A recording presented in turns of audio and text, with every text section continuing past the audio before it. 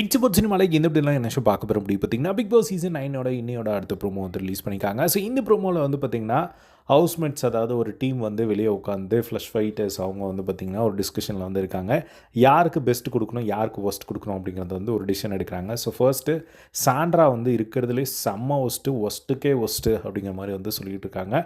Sandra வந்து அப்படியே பயப்படுற மாதிரி பயந்து ஒரு மாதிரி வந்து நடிச்சிட்டு இருக்காங்க இந்த வீட்டில் அப்படிங்கிற மாதிரி கானா வினோத் வந்து சொல்கிறாரு. ஸோ நெக்ஸ்ட்டு வந்து பார்த்திங்கன்னா பெஸ்ட் பெர்ஃபார்மருக்கு நான் வந்து கனி கொடுக்க போகிறேன் அப்படின்னு சொல்லி வழக்கம் போல் கனிக்கு வந்து எல்லாருமே வந்து கை தூக்குறாங்க அவங்க ஆட்கள் எல்லாருமே.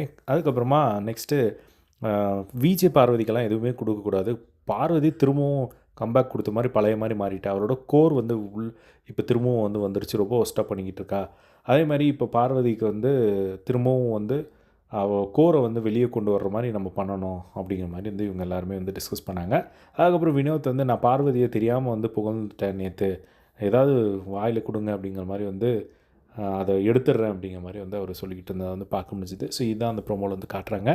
ஸோ வெயிட் பண்ணி வந்து பார்க்கலாம் இதை வச்சு ஏதாவது பஞ்சாயத்து ஆகுது அப்படின்னு சொல்லி. ஸோ இதே மாதிரி எல்லாம் பிக் பாஸ் அப்படியே தெரிஞ்சுக்க நம்ம சேனலை சப்ஸ்கிரைப் பண்ணி சப்போர்ட் பண்ணுங்கள். தேங்க்ஸ் ஃபார் வாட்சிங். பை.